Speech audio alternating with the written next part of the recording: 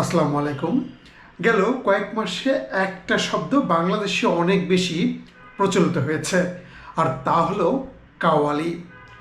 School, college, বিশ্ববিদ্যালয় থেকে শুরু করে গ্রাম মহল্লার যে কোনো জায়গায় যে কোনো অনুষ্ঠানে এই শব্দ বা এই কাওয়ালির আয়োজন করা হচ্ছে।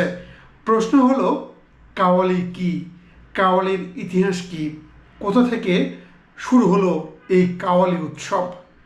এসব কিছুই জানবো আজকের ভিডিওতে। আর এই ভিডিও করতে আমরা সহায়তা নিব বিবিসি বাংলার। তারা একটি প্রতিবেদন করেছে, সেই প্রতিবেদন ধরেই আলোচনা করব।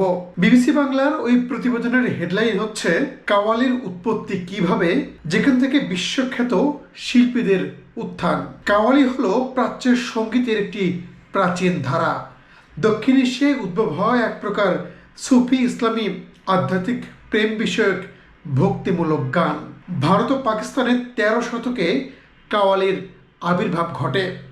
মূলত সুফি সাধকরা ঈশ্বরের প্রেমে মশগুল হয়ে এই গান করেন। সুফি ইসলামী আখ্যানের উপর ভিত্তি করে রচিত এই গানগুলো শুরুতে পাঞ্জাবের আশেপাশের সুফি মাজারগুলোতে একটি আধ্যাত্মিক সঙ্গীত হিসেবে পরিবেশন করা হতো। পরে নুসরাত ফতে আলী খান এবং সাবরি বাদার্সের মতো বড় নাম কাওয়ালিকে একটি ধর্মনিরপেক্ষ এবং বাণিজ্যিক রূপ দেয়।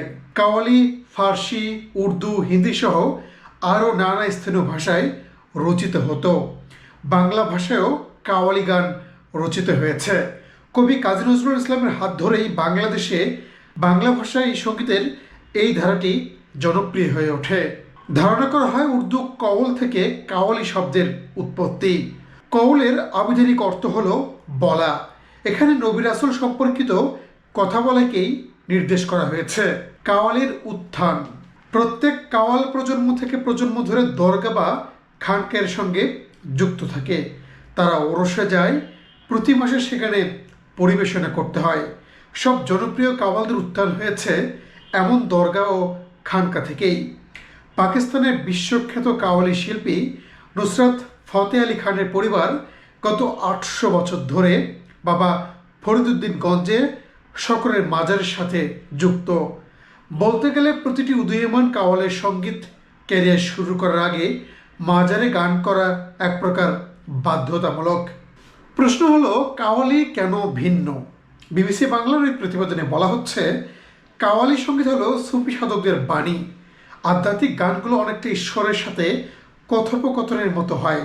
গানের কথাগুলো নানা বাদ্যযন্ত্রের তালে তালে বাজানো হয়। সাধারণত কাওয়ালির একটি পারফরমেন্সে প্রচুর মানুষ যুক্ত থাকে। সেখানে 8 বা 9 জন হারমোনিয়াম, তবলা, ঢোলক সহ অন্যান্য বাদ্যযন্ত্র বাজান। কাওয়ালের এই আসর মাহফিল ইশামা নামে পরিচিত। মূলত দক্ষিণ এশিয়ার সুফি মাজার বা দরগায় কাওয়ালি পরিবেশিত হয়। একটা সময় ছিল নারীদের কাওয়ালি সঙ্গীত পরিবেশন করা নিষিদ্ধ ছিল, কিন্তু বর্তমানে পরিস্থিতি বদলেছে। অনেক নারীরাও কিন্তু এখন এই কাওয়ালি সঙ্গীত পরিবেশন করে থাকেন। কাওয়ালির আসরে একজন প্রধান কণ্ঠশিল্পী থাকেন, আশপাশে থাকেন বেশ কয়েকজন পার্শ্ব গায়ক। মূল গায়কের পাশাপাশি অন্যরা পালাক্রমে বিভিন্ন সুরে বুনন করেন। কাওয়ালি গানগুলো কিন্তু অনেক বড় হয়ে থাকে। এক একটি গানের ব্যাপ্তি 15 মিনিট থেকে 30 মিনিট পর্যন্ত হতে পারে। কাওয়ালিতে আধুনিকতা। আজ থেকে 700 বছর আগে কাওয়ালিতে হামদ, নাদ, মানকাবাদ এবং গজলও উপস্থাপন করা হতো। তবে এই গান মূলধারায় এবং আন্তর্জাতিক অঙ্গনে জনপ্রিয়তা অর্জন করে 20 শতকে এসে। আজিজ মিয়া কাওয়াল, নুসরাত ফতে আলী খান এবং সাবরি ব্রাদার্সের মতো বিশ্বখ্যাত কাওয়াল শিল্পীরা দরগা থেকে তাদের যাত্রা শুরু করেছিলেন। পরে তারা পাশ্চাত্যে জনপ্রিয় হয়ে ওঠেন। এই কাওয়ালদের কারণে কাওয়ালি প্রতিটি মানুষের দ্বারে দ্বারে পৌঁছে যায় এবং বাণিজ্যিক মর্যাদাও পায়। কাওয়ালি শুনতে এবং আবৃত্তি করতে পারেন শুধুমাত্র একজন সুফি। যখন কেউ কাওয়ালি শোনেন, তখন তিনি ডাক্তার, ইঞ্জিনিয়ার, যুবক, বৃদ্ধ, নারী, পুরুষ কিছুই থাকেন না। তিনি কেবলই একজন সুফি। বাংলাদেশ তো বটেই, এই ভারতীয় উপমহাদেশেই কিন্তু এই কাওয়ালি সঙ্গীত দিন দিন অনেক বেশি জনপ্রিয় হয়ে উঠছে।